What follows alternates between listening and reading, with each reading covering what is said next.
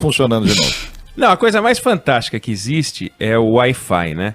É a rede sem fio. Porque a rede sem fio, ela se presta a ligar sem fio um monte de fios.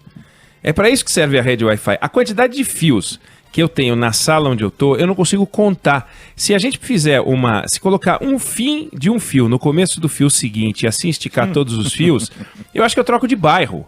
É uma quantidade... é o fio, é muito fio, mas sempre tem um Wi-Fi em algum lugar. Mas é uma loucura, né? Agora, gente, eu queria resgatar uma história muito interessante, que é a história de ontem do nosso presidente Jair Bolsonaro, mandando um recado, né? Contratando a demissão do ministro da Saúde, o nosso Mandetta. Quando o Jair Bolsonaro entrou na presidência da República, ele estava com dois caras, um do lado do outro, né? Um ao lado direito, outro ao lado esquerdo, não tem a ver com ideologia, estava ladeado por dois nomões. O ex-juiz Sérgio Moro e o Paulo Guedes. Eram duas chancelas importantes, de grande significado, porque o Sérgio Moro, no governo, representava a legalidade, o combate à corrupção, a luta contra aquela turma que usurpou o dinheiro público, a luta contra o cartel dos endinheirados, das empreiteiras, a defesa do dinheiro público, que pertence a quem não tem, né? A quem depende do Estado, né? O combate contra os hábitos mais do que prostituídos que estavam enraizados no sistema político. Esse era e é o Sérgio Moro, né? Esse é o símbolo, Sérgio Moro, o ministro da Justiça e da Segurança Pública do Jair Bolsonaro.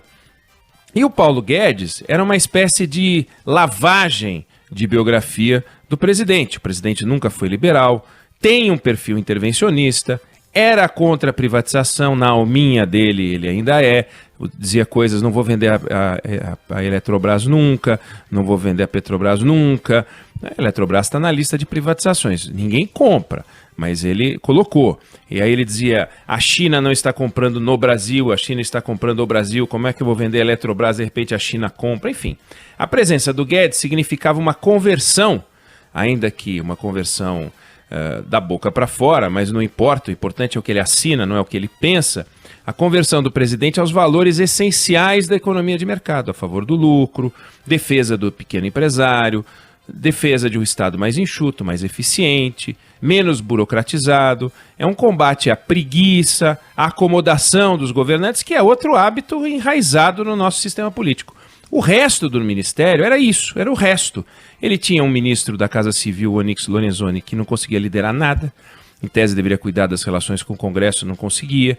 Colocou na cultura um devoto do Goebbels, que foi demitido depois de fazer um vídeo ridículo, né? Enterrou na educação primeiro um lunático chamado Ricardo Rodrigues, que parecia ter saído de um programa de humor.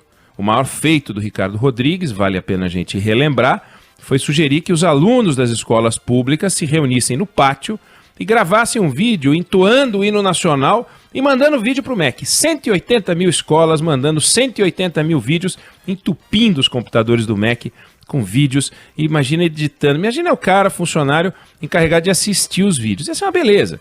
Esse cara não aguentou, o presidente não aguentou, ele desenterrou esse daí e enterrou outro, que é um candidato a Lelé, que é o Abraham Weintraub, e sem falar, não vamos nem falar muito do Weintraub, né? Ele tá aí, basta olhar o que ele faz e o que ele não faz. Sem falar no chefe do Laranjal, o ministro do Turismo, Marcelo Álvaro Antônio. Então, o que se media na largada, era até uma discussão meio maluca, era a quantidade de militares versus quantidade de civis. Parecia um problemão, nossa, tem militar demais, tem militar de menos. Não tem o menor sentido, não quer dizer coisa alguma. Você pode ter um bom ministro militar, você pode ter um péssimo ministro civil, e a mesma coisa ao contrário, né? Aos poucos, começaram a aparecer alguns talentos, algumas pedras preciosas nesse ministério do presidente Bolsonaro. Apareceu a Tereza Cristina, da Agricultura. É um luxo a Tereza Cristina. É um perfil interessante, afirmativa, assertiva, conhece a área. As entrevistas dela são sempre de muito bom senso, se posiciona bem internacionalmente, tem lucidez, uma figura, enfim, que respeita e está à altura do cargo, né? E também apareceu o Tarcísio Freitas, da Infraestrutura, calmo, tranquilo, sereno, sabe o que quer. E agora, surpresa das surpresas, a gente foi apresentado ao Luiz Henrique Mandetta, né? A pasta da saúde é um espaço tradicional de politicagem. Tanto que são poucos, se a gente puxar a lista dos ministros da Nova República para cá, a gente vai ter surpresas. Vai falar, nossa, esse cara foi... Meu Deus, esse também foi ministro, eu não acredito. E esse quem é, hein? Bom, a gente teve o Adib Jatene na pasta, um médico renomado. A gente teve o José Serra, que também fez um trabalho importante. Então, o Mandetta, nessa lista de nomes políticos, com raras exceções, é uma bênção. E olha que o histórico dele, se alguém puxar a biografia dele, vai dizer, isso não vai dar certo. Por quê? Meio de uma política, uma família de políticos, ele tem primo senador, parente deputado, parente prefeito, é um perfil clássico da política. Ele é médico, ortopedista, mas ele vem da política, ele é deputado. E quando começou o governo, ele ficava lá no canto dele, tocando a vida no ministério, ninguém prestava muita atenção no que ele fazia. De repente vem a Covid-19, de repente vem o coronavírus, e ele mostrou grande capacidade de liderança, mostrou articulação, entrosamento com os outros entes, né, com os governadores, com os prefeitos, e algumas qualidades que impressionam justamente no momento de crise. Adesão às estatísticas, à ciência, aos fatos e muita paciência. Né? Nas coletivas, nas entrevistas coletivas, ele dá boas respostas, tranquiliza as pessoas sem invencionice, não esconde nada. E isso parece que foi demais para o presidente, era brilho demais. O presidente já tinha se irritado com o Moro, já discutiu com assessores a possibilidade de mandar o Moro embora, foi desaconselhado a fazer. O Bolsonaro se irritou com o Guedes, já desenhou cenários tendo outro ministro da Economia. E aí ele ontem deu essa entrevista inacreditável, dizendo que estava se bicando com o Mandetta. Mas é uma coisa inacreditável você imaginar alguém que vá a público para contar uma história que só enfraquece a organização do governo. E acusou o ministro de não ser humilde, de não ter humildade, né? E aí, com um jeito simples, né, o Bolsonaro sempre fala de um jeito muito simples, ele afirmou, pode ser até que ele esteja certo, mas falta humildade ao ministro. Né? Aí você pode dizer que alguém é humilde quando a sua condição econômica é desfavorável, uma pessoa pobre. Né? Mas não deve ter sido essa humildade que o presidente quis usar, até porque o Mandetta não é pobre. Humilde também pode ser aquela pessoa que tem ela sabe que tem limitações. Também não deve ter sido isso. Por quê? O Mandetta sabe que tem limitações, não sabe, falta saber. Mas o humilde também é aquela pessoa reverente, uma pessoa que acata as instruções dos superiores, sem questionar. E deve ter sido esse o significado para a humildade, que na opinião do presidente falta ao ministro. Aí o ministro, procurado, evidente, já teve problemas nessa crise, quando o presidente ficou insistindo que não era hora de fazer isolamento, e ele, enfim, deu um jeito, chegou até a criticar a imprensa, depois pediu desculpa para a imprensa. É difícil, não é fácil ser ministro da Saúde quando o seu presidente está dizendo o oposto daquilo que o bom senso recomenda. Mas ele, em resposta dessa vez, disse que estava trabalhando, não viu a entrevista do presidente, aí ele falou, olha, não achei nada não, eu não estou sabendo de nada, eu estou trabalhando aqui. Ou seja, eu sou da turma do trabalho, ele tem voto, ele pode falar o que ele quiser, né? Então quando ele foi questionado sobre a questão, ele falou, ok, vamos trabalhar, lavoro, falou isso, e a situação está mal parada, mas o Bolsonaro parece que não está aguentando a ideia de ter uma pessoa que segue as regras, que segue as normas, que segue as leis, que segue o bom senso, que segue a ciência. O Bolsonaro parece se incomodar muito com alguém que não é simplesmente submisso, que não reza pela cartilha dele, que no caso é uma cartilha anticientífica, que é contra tudo aquilo que as autoridades estão fazendo em todo o mundo. Então fica parecendo o seguinte, que o Brasil foi atacado por 2 vírus, não um só. O vírus que atingiu o Brasil todo e o vírus que atingiu o presidente da República, ou que chegou ao conhecimento do presidente da República. O vírus que atingiu o Brasil é o vírus que o ministro Mandetta trabalha para eliminar, não só ele.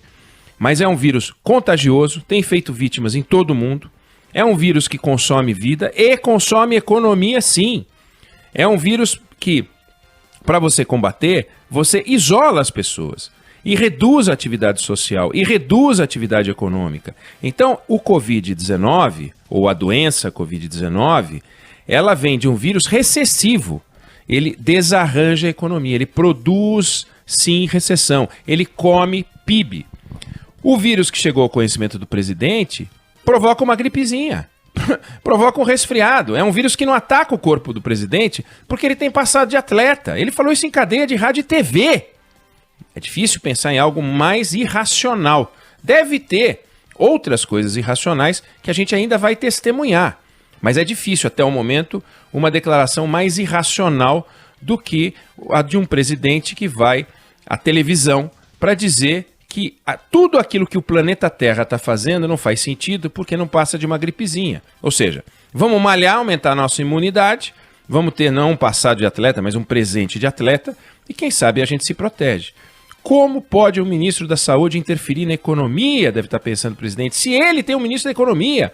Como pode o ministro da Saúde provocar recessão no Brasil se ele, presidente, queria produzir crescimento com a ajuda do outro ministro, o Guedes, com privatização que não saiu, com reforma administrativa que não saiu, que sempre vai sair na próxima quinta-feira, quarta-feira, com a venda de ativos de prédios, não sei o que não saiu, com um pacote de mudanças do Estado que não saiu.